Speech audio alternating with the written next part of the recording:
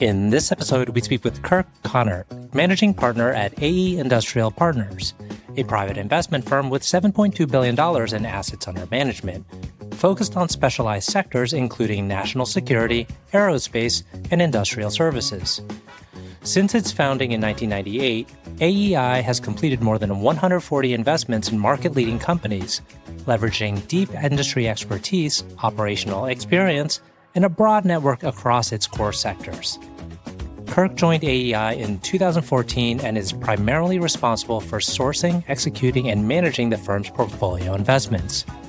Prior to AEI, he held roles at Sun Capital Partners and was a member of Wells Fargo Securities Industrials Group.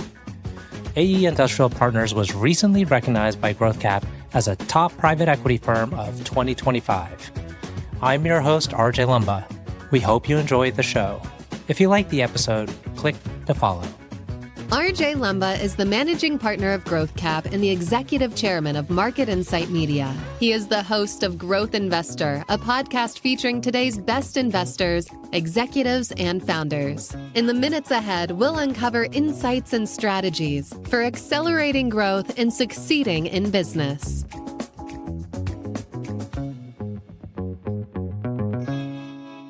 Kirk, thanks so much for taking the time. It's a delight to be with you.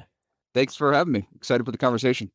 So AE Industrial, this is a little bit different than some of the others we've had on recently, although there is overlap in the technology space. But your angle to technology has a nuance to it. And the word kind of critical is kind of part of that nuance. So maybe let's start off with the specific types of situations and the sectors you focus on. Yeah, definitely. Yeah, AE Industrial, we focus on national security, aerospace, industrial services companies. I personally focus most of my time on the national security part of that market. That means, anything that's going into the markets that are important for economic and national security, we're investing in. We are investing as a buyout firm, so we are trying to take investments where we have control, governance control. We are looking for companies that are solving some of the most critical challenges that our nation faces from a national security perspective. That is a passion we have and a mission we have as a firm, and where we think we have the most expertise to provide our companies that we invest in. Yeah, I think I break it into two buckets where we focus on national security. One is we create category defining companies. We create companies that are defining what it means to be a space launch company, defining what it means to be a small satellite manufacturing company, defining what it means to be an AI company serving the national security market. We believe we're uniquely suited to be able to do that with the team we've built. The team we've built are people who come from government, they come from the customer, they come from industry. They can help these companies that need help from a scaling perspective, whether that's from an operational perspective. We think where the magic happens is where these companies that have the product market fit, they need help actually building those at scale. And that's a big problem we face from a national security market perspective. We've got companies that are building these new technologies, but they haven't built these things at scale. That's where we can provide the expertise to help them get from, hey, I can build 1 or 2 widgets a year to I can build 100 a month. And that's where we can provide expertise. And then I would say the other part where we focus on is where are the critical toll gates in our markets? Where's the value going to be created? Where's the supply demand imbalances likely to occur? And let's find those critical choke points and invest ahead of those supply demand imbalances so we can be there to provide that product or service. We've had great success doing those two things. Mm-hmm. For investors or firms that don't necessarily have to pay as much attention to what the government is doing on a day-to-day basis, I think it could be somewhat daunting to think about, like, okay, how do you invest in an area where you are subject to the winds of change in government, politics, et cetera? Is that something your firm has just gotten more skilled or comfortable at in terms of navigating how policy can change? I look at it as whatever market you play in, you're taking risk, right? If you're playing consumer products, you're taking consumer risk, taste preference changes, right? Ours are different in that we're looking at the risk of policy changing in Washington, our customers in the Pentagon changing how they procure technology. But that's why people invest in us, because we have the expertise to go navigate or how do you mitigate those risks? how do you invest in the areas where there is more consensus around certain issues? We will not invest in areas where it's really important to one side of the aisle, but not important at all the other side of the aisle. We want to play in areas where most of the people tend to agree. Even that's really hard to find these days in Washington, but we try to find those areas, whether that's space, whether that's cyber, whether that's AI. Those are areas where you seem to have consensus and bipartisan support where we need to invest as a nation. So that's where we're going to invest. But it's also about, again, navigating and seeing where the future of the influencers within government and within Washington are looking to take things. So we're investing ahead of those potential trends. I came from a generalist private equity firm prior to joining AE when we first got started as a private equity firm. And my view was to find better deals, to actually create value for the companies we're investing in, you have to be specialized. If you don't have specialization, then you're sort of just looking at the financial model and what other experts are telling you where you should invest, as opposed to like having your own conviction and view on it yourself and actually be able to leverage the relationships you're building. So I think that's why if you want exposure to national security and aerospace, like AE is one of the handful of firms you're going to call because we have that expertise. Mm-hmm. And when we think about national security, I mean, that could be a fairly big bucket. I mean, I think there's probably various areas within that. You mentioned cybersecurity. What are the areas that you're most kind of honed in on? Yeah, we are one of the leaders investing in space technology. So we had several marquee investments in that sector. Redwire Space is a public company now. Firefly Aerospace, which just went public 2 months ago, was the largest space and defense tech IPO of all time. We have a company called York Space that's doing extremely well in disrupting the satellite manufacturing market and satellite mission market, a la what SpaceX did with the launch market. Yeah, so I'd say space, we have a tremendous expertise and track record of finding great opportunities. So that's one domain. The other domains, just to give you a couple, would be autonomy. We think autonomy everywhere, right? Autonomy, whether it's building about drones, but autonomy also drives what we're doing in space, what we're doing on the ground, like investing in how things autonomously move and interact. For example, Firefly landed on the moon in March, first commercial company to ever do that. The last moments of that landing were all autonomous. And that was driven by the software that was developed and co-developed with partners to go do that. And then cybersecurity. We think cybersecurity is one of the most critical domains as a country that we have to invest in, defending our infrastructure that's being attacked every day, that disrupts our everyday lives and our economic security and national security. And then also thinking about, like, you have this golden dome, like, what does that mean? There's this big project that the current administration's put as a priority to make sure we can defend the homeland. Yeah, we're talking about taking out missiles from space with other missiles. One of the critical areas that gets less attention, but is a very important area, is what they call left of launch. So before something is launched, take it out. That's a much easier problem, from a physics perspective, if you can do that. So that's where cybersecurity comes into play. And I think tends to be overlooked, but a critical area that we're focused on as a firm. Mm-hmm. And when you're working with your portfolio companies and trying to help them scale, how much do you get involved in terms of your operational folks? I mean, firms do this differently, whether it's they tap into their kind of more affiliate network or their personal and professional contacts, or they have folks in-house that then they say, like, okay, go into this situation and help them in these areas. How do you guys go about that? It's part of our firm's fabric. We were founded by an engineer. So we've intentionally built our team from the associate level all the way up to managing partner level with people who have varied backgrounds. They don't just have backgrounds like myself that comes from finance and investing. We have people who've spent their careers as engineers. They've spent their careers on the shop floor. They've run big businesses. And we've built that intentionally so we can have different perspectives of how we invest capital and how we think about problems and solutions. Our people on our team, they're at the beginning, right? When we're looking at an opportunity, we say, okay, here's where we want to take this company. How do we actually scale that? How do we actually help? What are the levers we pull? Let's have a playbook before we close. And then once we close, we run that playbook with the people who actually wrote it. And the people within AE that are internal. We'll supplement that. Like if we need arms and legs and people to go help implement and teach the companies how to do this, then we'll obviously hire consultants and advisors to help do that.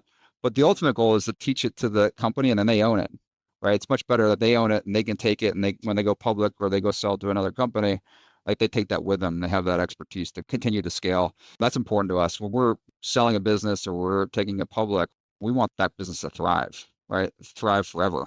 We're in this market, right? That's our reputation. We can't be selling once, then it was a great deal for us, bad deal for the person who bought it, because then nobody will buy from us again, right? So it's really about like, how do we create lasting, enduring businesses? So we built a team we have 100 people at AE for a $7 billion AUM. I'd venture to say it's one of the larger teams for the size firm we are. And that's because we are very focused on how do we help from an operational perspective these companies grow and execute on their plans.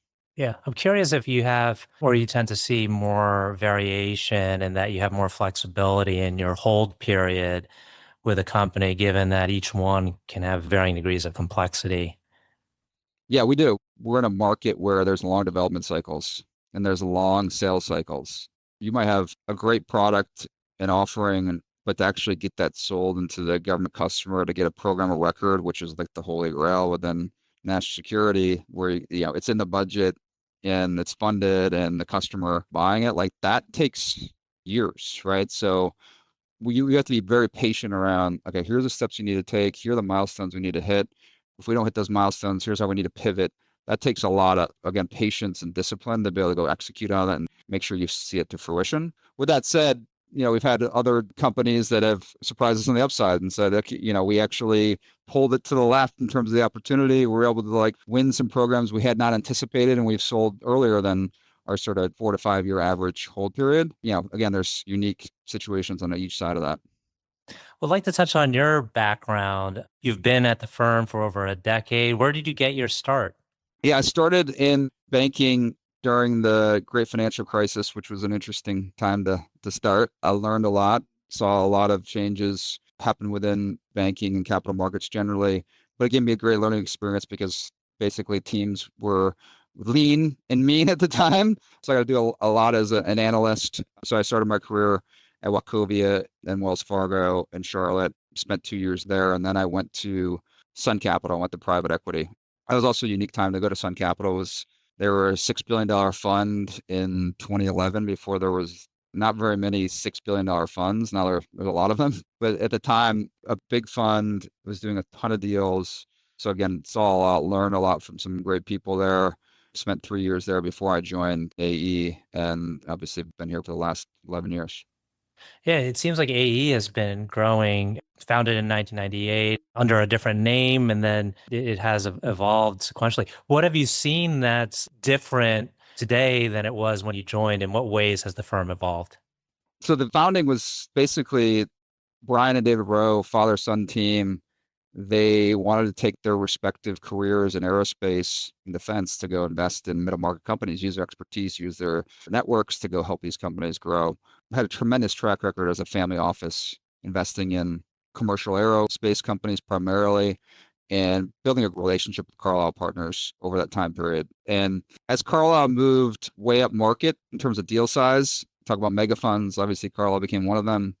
David, our co-founder, decided that I think we could have some success raising our own fund to go invest in this middle market opportunity.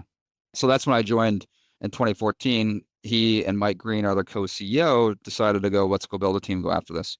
When we first started, we were really focused on commercial aerospace. We look at our first fund, we had some defense in there, but that was a minority of sort of what we did. We were primarily focused on commercial aero. But as let's call it 2015 to 2018 time period, when we saw the market change a little bit around how I think about national security and where to invest, we saw something coming, right? And specifically in space, we saw a big opportunity there. We had a composites company that was making structures for SpaceX. And we're like, why is SpaceX growing so much? What's going on with this market? And that sort of opened our eyes into the space market around what is a reindustrialization of that market and an opportunity for private equity to actually make a play. And I think we were the first really to actually do that. So I think we've seen an evolution of AE from primarily a commercial aerospace to now really, I'd say we're known for aerospace, but really known a lot for national security and space. And that's where we've had some of our marquee transactions over the last 5 years. And we've really found what we're good at. And I think we're just coming into stride. As we were talking before we hit record here, you're in Washington, D.C. I mean, like looking at your background, it looks like you're in the Caribbean. Just it happens to be a sunny day, and there's a lot of green, and there's water there. It looks amazing. But maybe tell us about why you decided to move to D.C. and what that's helped you do. Yeah, I moved here 2 months ago. I've spent 14, 15 years in Florida. I'm from Buffalo, so this is actually, this is Caribbean compared to Buffalo. But it was a tough, I built my entire life with my family in Florida, so it was a big change. But I think the reason why we decided to open an office in DC was because you need to be in the epicenter, right? This is what we're focused on, national security. Our companies are based here, or they're coming through here all the time. We can be a better partner if we're here too. So we built a team around here around government relations, about BD. And I just think there's really value to a leader being here that can help originate deals, go to the Pentagon, go to Capitol Hill, and have the voice of AE in front of those key stakeholders. And it's been, again, 2 months in, so I'm still in the honeymoon period, but it's been fantastic. And I'd say we've had this office open for about a year. The amount of progress we've made from all those different areas has been tremendous. And we're going to continue to build here because it's, again, if you're focused on national security, you need to be here. Mm-hmm. Last two questions. One is, can you tell us about a person who's had a profound influence on you? Yeah, I'd say the person that came straight to my mind was my dad. I grew up in a very small rural town south of Buffalo, and he was an electrical lineman. Like, he would get up in any hours in the night, power's out because of a storm. He got a call and he had to get up and go out into that weather and go fix your power lines to make sure that you had power for your family. And I think that taught me the power of perseverance, resilience, working hard. And that's had tremendous impact on how I think about my life, how I build my family, how I think about business. And those are core values that stick to me today, and why I picked, where I spend my career in investing is right around those core values. I think that's had a profound influence on me today. Last question. Can you tell us about a charity, cause, or other endeavor that you're passionate about? Yeah. One of the biggest things I'm passionate about is actually youth sports. When I look at how that impacted my life and how I see it impact other kids' lives, whether they come from good family backgrounds or not so great backgrounds, I think the power of sports is pretty amazing, especially at the youth level, of how learning how to work with a team, how to overcome obstacles in a low stakes environment and adversity, and how to have a goal and know that you have to work towards that goal. And practice might suck one day, but you go to practice, get better so you can go help your team on behalf of your team and go win, accomplish something. So I think I'm a big believer in the power of that, especially in kind of what we're doing. So I coach my son's teams. I get involved in sort of the sports opportunities. So I think has a big impact on people's lives. What was your sport? I played football in college. Excellent. Did you overlap? You went to Davidson, so it's you and Steph Curry, right? Yeah, he was a year behind me. Yeah, he was a little bit better than me in basketball and sports, but it was a good time to be there. It's Steph Curry, then you. There's probably a third famous guy. Yeah, somebody there. Woodrow Wilson. Well, Kirk, I want to thank you for taking the time. It's been a great conversation. Thank you. Appreciate it.